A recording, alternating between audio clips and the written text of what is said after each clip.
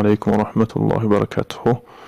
انشاءالله که امروز درس لغت عربی هست و از همون درباره سوال جواب خواستم بسیار استفاده میخورد و الان بعضی کلمه ها را شما شنیدید. انشاءالله این کلمه ها فقط برای سر لوحه درس و در درس ها انشاءالله سخن های زیاد هست. انشاءالله طالبون یک طلبه را میگن، طالبون دو تا را میگن، طلاب گفته جمع همه طلبه ها را میگن.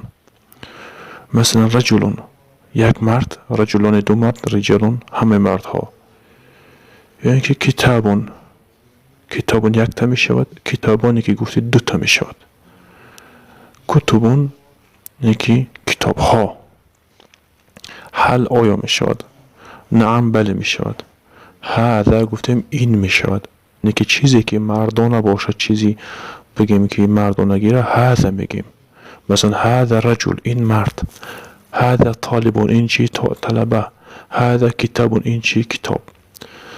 هذه کشید، هذه این با چیزهای زنانه استفاده میخورد. مثلا میگیم هذه امرأه، مثلا این زنک است. یکی هذه نافذه این چی است تریزه هست. چه گفته ایرا گذشتگی بدیم اما برای آگاهی، چون که از در سوال جواب بسیار میاد این چیز. الان چه دیدید شما که عباره دراز هست، جمله دراز هست. انشاءالله که متوجه باشه هر کدوم رو ترجمه میکنیم. هذا مسجد این مسجد هست. هذا مسجد کبیر این مسجد کلان هست. و هذا صغیر این خرد هست. هل فی المسجد امام آیا در مسجد امام هست؟ نعم. اکی کسی پرسیده است او میگه که نعم فی المسجد امام و الناس معه، در مسجد امام هست و الناس و مردم معه با همراه همون امام هستند. و الناس معه و مردم با همراه همون امام هست. یعنی که هل صلوا صلاة الفجر آیا خواندن نمازی بامداد را؟ هل صلوا صلاة الفجر آیا خواندن نمازی بامداد را؟ نعم. نعم میگه من زمان بله میگه چند قه پیش، از زمان خواندن یعنی که چند قه پیش خواندن.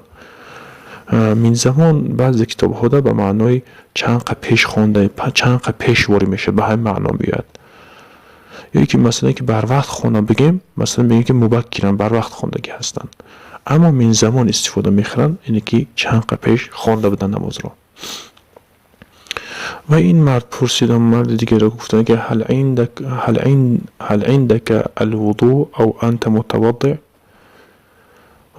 هل عندك بانه که آیا نزدی تو طهارت هست؟ همین خیلی در لغت عربی همین خیلی پرسیده میشه. وقتی که اون عرب بپرسد یکم نفر بگه هل عندك الوضوء، اون میفهمد که او طهارت داری.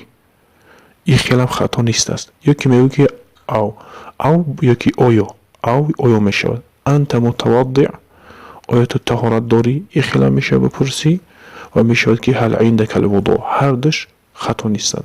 آیا نزد تو طهارت است یا تو طهارت داری، هر دوش درست هست و خطا حساب نمی رود.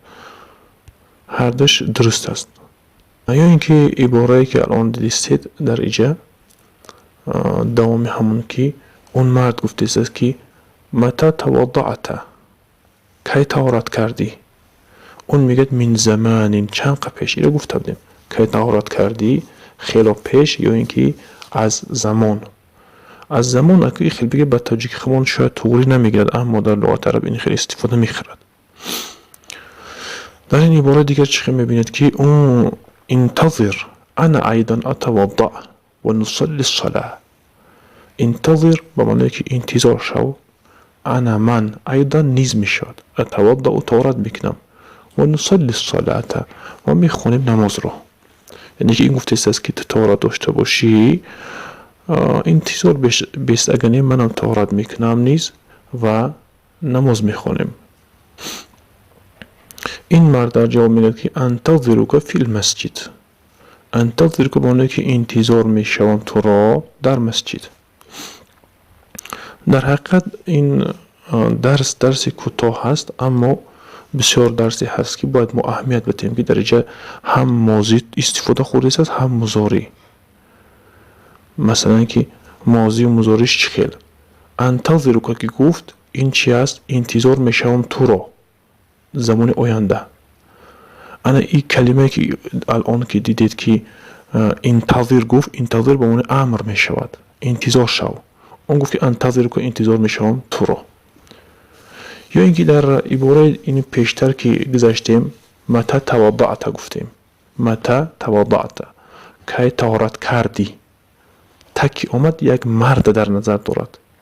متى تواضعت، تواضعت که تو مرد کی طهارت کردی. انا وقتی که زنان اگر استفاده کنیم متى تواضعتی میشید، کی طهارت کردی تو زنک. انا که در با یک عباره دیگه پیشتر هل عندك الوضوء گفتیم او انت متوضع. متوضع این چی است؟ آیا طهارت کردی؟ طهارت کننده میشه اما به معنای طهارت دار میشه در اینجا. در اینجا گفت که اصلا کلمه که بسیار استفاده خود کلمه نعم یا اینکه کلمه حل. گفتیم که این درس برای سوال دادن است. نعم بله میشود یا که ها میگیم خمون. حل به معنی آیا میشود. این دو کلمه حل یا که نعم مردانگی و زنانگی ندارد. این در هر چیزی که نباشد استفاده میخورد و مرد میتونه استفاده کنند، زن میتونن استفاده کنند. اما در با معنی که هذا چه گفتیم؟ هذا ای هذی فرق دارد. اگر هذه رجل گفتی خطا هست یا که هذا امرأه گفتی اینم خطا هست.